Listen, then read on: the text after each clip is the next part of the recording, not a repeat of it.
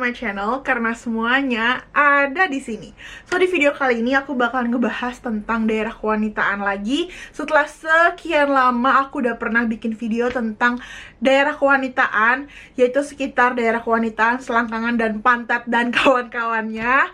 Nah, aku akan kasih linknya di bawah, so kalian harus kepoin itu juga kalau kalian punya masalah sama gatel-gatel daerah selangkangan dan pantat.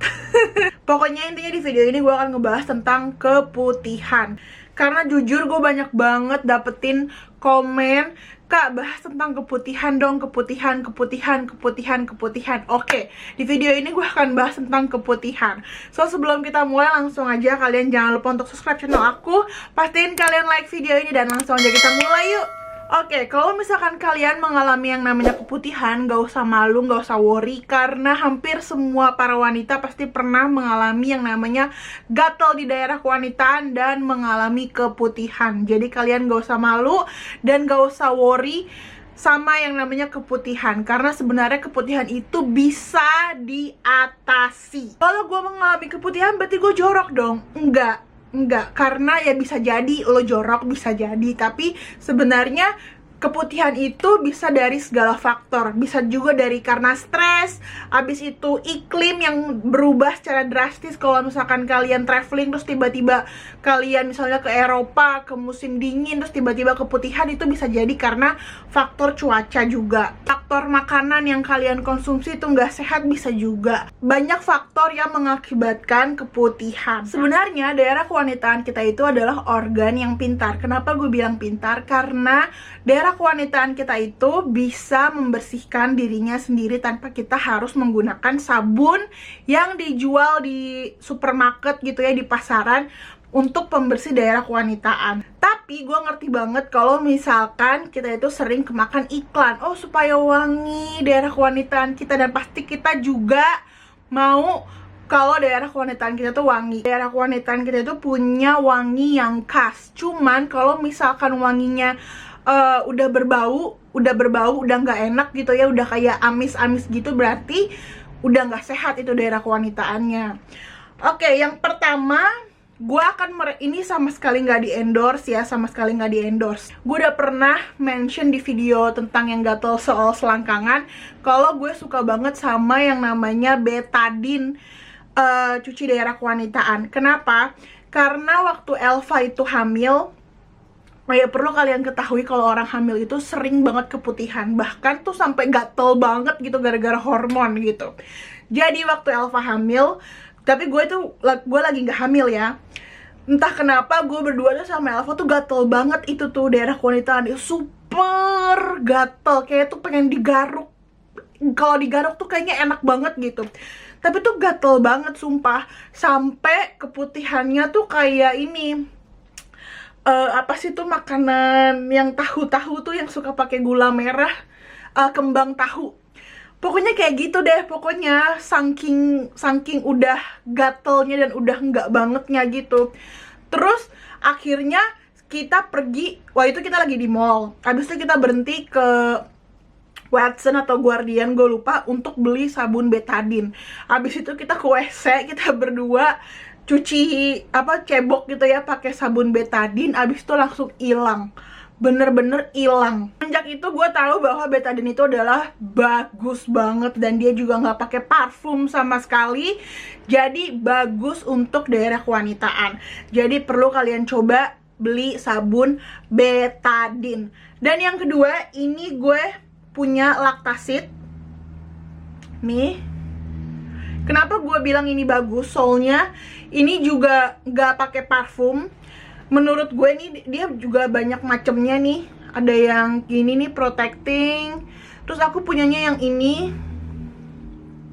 Gue kalau misalkan gue pakai sabun cuci daerah kewanitaan yang selain Lactasit gitu ya, itu tuh parfumnya tuh berasa banget, kenceng banget. Pas gue buka tutup botolnya tuh kayak langsung semerbak gitu ya wanginya. Oke, berarti itu nggak bagus untuk daerah kewanitaan gitu. Muka aja lebih baik nggak pakai alkohol, karena apalagi daerah kewanitaan yang paling sensitif. Jadi jangan pilih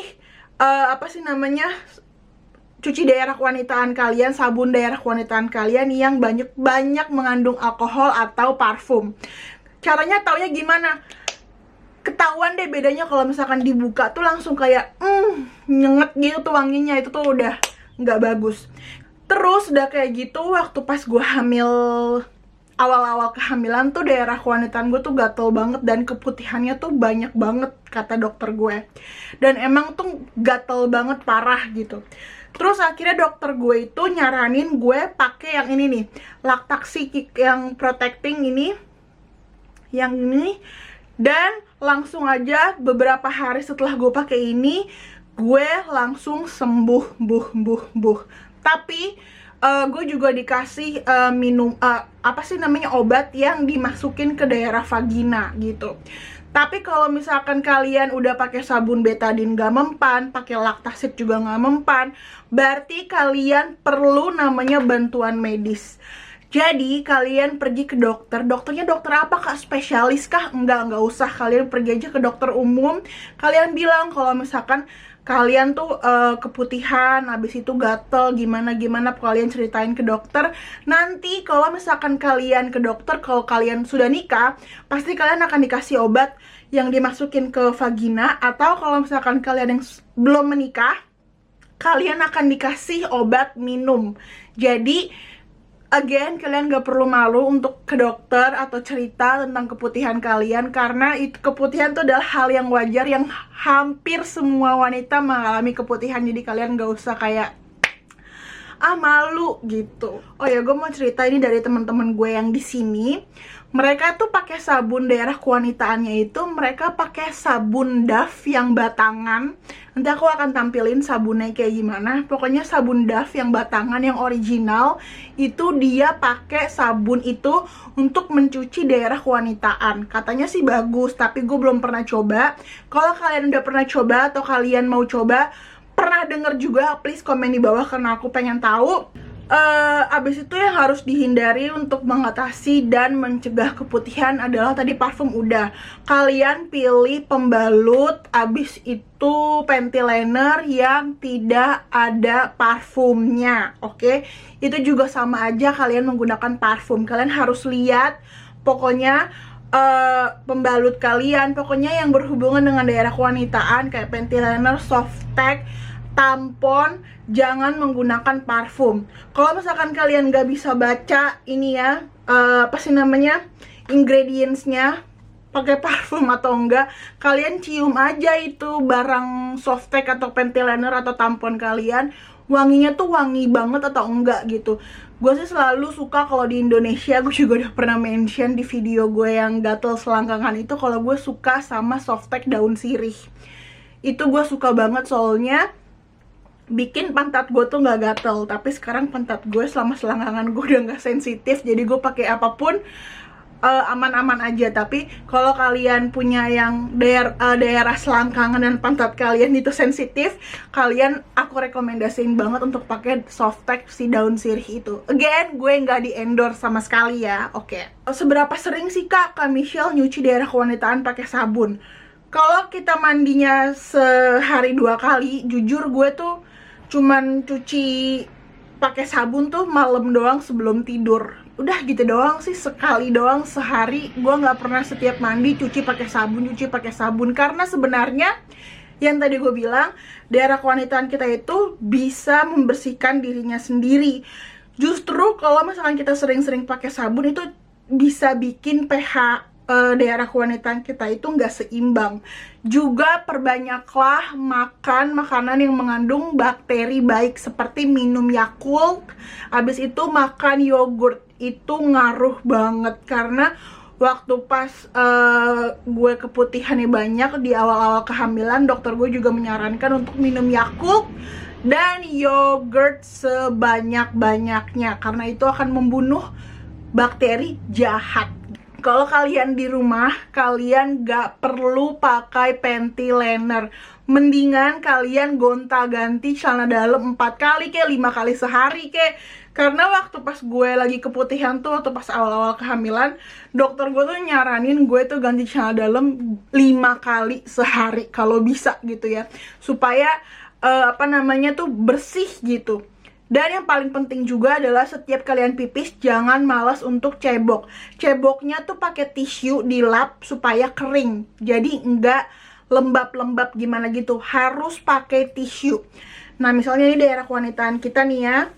Ceboknya jangan dari belakang ke depan gini, tapi dari depan ke belakang gitu. Oke? Waktu pas gue remaja, jujur gue agak males untuk ngelap pakai tisu gitu ya. Tapi setelah bertambahnya usia, gue mengerti betapa pentingnya untuk ngelap daerah kewanitaan setelah kita pipis. Itu akan berasa banget bedanya. Cobain deh, kalau misalkan kalian lagi mens, ada baiknya kalian tuh setiap 4 jam sekali ganti softtek. Jadi nggak perlu nunggu penuh. Nah, ini mah belum penuh, 4 jam sekali kalian harus ganti softtek supaya bakterinya nggak numpuk di softtek. Habis itu jadi mencemari daerah kewanitaan kalian. Jadi apapun pokoknya yang nempel di daerah kewanitaan kalian itu harus steril, maupun celana dalam, panty liner, dan softtek pokoknya harus bersih. Sabun daerah kewanitaan pasti kalian sering banyak banget di Indonesia tuh kayak sabun-sabun untuk daerah kewanitaan. Kalau sabun daerah kewanitaan di Indonesia yang gue suka adalah pertama Lactasit, yang kedua daun sirih dari Martha Tilaar, itu gue juga suka. Cuman gue jarang banget pakai tisu itu kalau misalkan gue nggak traveling. Ini gue punyanya dari Summer Eve. Ini gue beli di Amerika. Gue nggak tahu di Indonesia ada apa enggak. Nah, untuk tisu pembersih daerah kewanitaan sendiri itu gue nggak pernah pakai. Jujur jarang gitu ya, jarang banget gue pakai.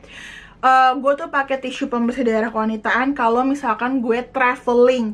Itu pun gue pakai kayak sehari itu 1 atau 2 kali lah untuk ganti cebok gitu ya. Kalau misalkan gue traveling kayak long flight kayak dari gue Indonesia ke Amerika, itu kan perjalanannya tuh kayak hampir 24 jam gitu ya. Ada flight dimana 12 jam nonstop di pesawat. Itu kan agak susah ya untuk cebok pakai air gitu kan ya. Jadi gue cebok pakai si tisu daerah kewanitaan ini. Dan make sure juga pasti gue akan ganti celana dalam, gue akan ganti panty liner, baru gue akan cebok pakai tisu daerah kewanitaan. Jadi tisu daerah kewanitaan ini gue pakai kalau misalkan gue lagi traveling aja. Kalau sehari-hari atau pergi ke mall atau masih di daerah sekitar Jakarta sekitarnya, pokoknya nggak kemana-mana, ini gue nggak akan pakai.